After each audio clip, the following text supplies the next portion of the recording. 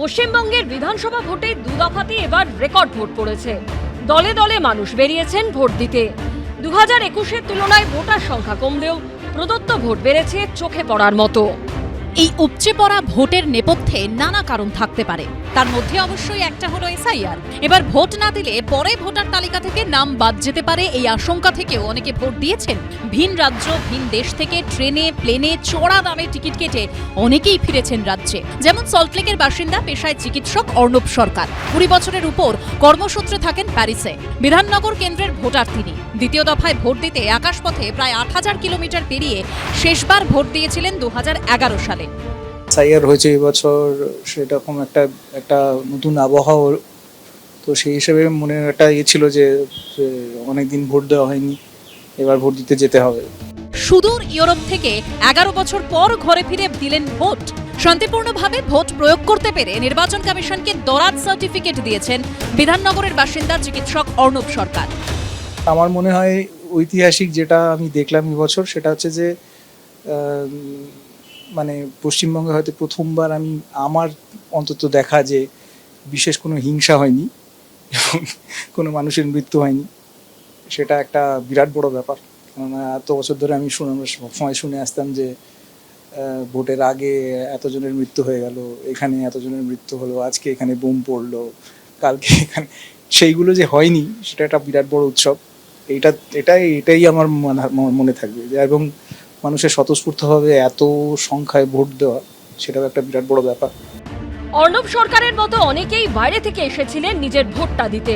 এবার যেরকম উৎসবের মেজাজে ভোট হয়েছে তাতে খুশি তারা সকলেই। ব্রতদেব ভট্টাচার্যের রিপোর্ট, এবিপি আনন্দ।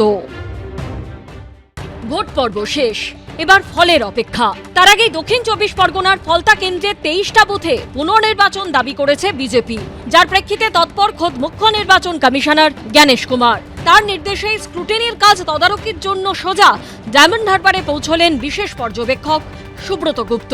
দক্ষিণ 24 পরগনার ফলতা বিধানসভা কেন্দ্রের একাধিক বুথে ইভিএম কারচুপি সহ নানা অভিযোগ জমা পড়েছে নির্বাচন কমিশনের কাছে। আমরা অবজেকশন দিয়েছি, 150টা বুথের মতো অবজেকশন দিয়েছি এবং বলেছি যে আমাদের এই বুথগুলো কিছু বুথে সেলোটেপ মারা ছিল এবং কিছু বুথে আতর দিয়ে দেওয়া হয়েছিল।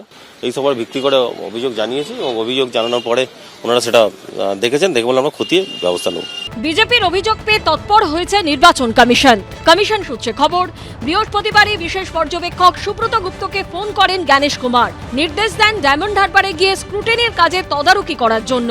মুখ্য নির্বাচন কমিশনারের নির্দেশ পেয়ে ডায়মন্ড হারবারে পৌঁছন বিশেষ পর্যবেক্ষক সুব্রত গুপ্ত। বৃহস্পতিবার দুপুর 2টো নাগাদ diamond Harbour women's university strong রুমে ঢোকেন তারা। এখানে ফলতা, মগরাহাট পূর্ব, মগরাহাট পশ্চিম, কুলপি, রায়দিঘি ও মন্দির বাজার বিধানসভা কেন্দ্রের ইভিএমগুলি রয়েছে। সেখানে নিজে বসে থেকে গোটা স্ক্রুটিনি পর্বে নজরদারি করেন বিশেষ পর্যবেক্ষক সুব্রত গুপ্ত। স্ক্রুটিনি ফলতার কেসে এবং পশ্চিম মগরাহাটের কেসে সম্পূর্ণ করা যায়নি, সেটা আজকে রাত অবধি চলবে। আমরা ভিডিও ফুটেজগুলো সব দেখছি। কিছু কিছু অভিযোগ এসছে, সেই অভিযোগগুলো খতিয়ে দেখে কাল সকালের মধ্যে আমাদের রেকমেন্ডেশন ইলেকশন কমিশনে পাঠিয়ে দেওয়া হবে।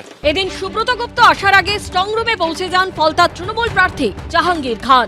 বিশেষ পর্যবেক্ষকের আসার খবর পেয়ে সেখানে পৌঁছে যান বিজেপি প্রার্থীও। বিজেপি কি বলবে আমাদের দেখার দরকার নেই, কারণ বিজেপি 3টে হাত, একটা ডান হাত, একটা বাম হাত, একটা অজু হাত। না আমাদের খবর দেওয়া হয়নি, আমি এসছি এক্ষুনি। আমাদের খবর দেওয়া হয়নি। এই আরোকে নিয়ে যত অভিযোগ আমাদের জানানো, হ্যাঁ পুরো সব নির্বাচন করতে হবে, আমাদের খবর দেওয়া হয়নি। এবার নির্বাচন কমিশন কি সিদ্ধান্ত নেবে, পুনর্নির্বাচন কি হবে, হলে কতগুলো বুথে, সেটাই এখন দেখার। পার্থপ্রতিম ঘোষ ও রুমা পালের রিপোর্ট, এবিপি আনন্দ। এবিপি আনন্দ, এগিয়ে থাকে, এগিয়ে রাখে।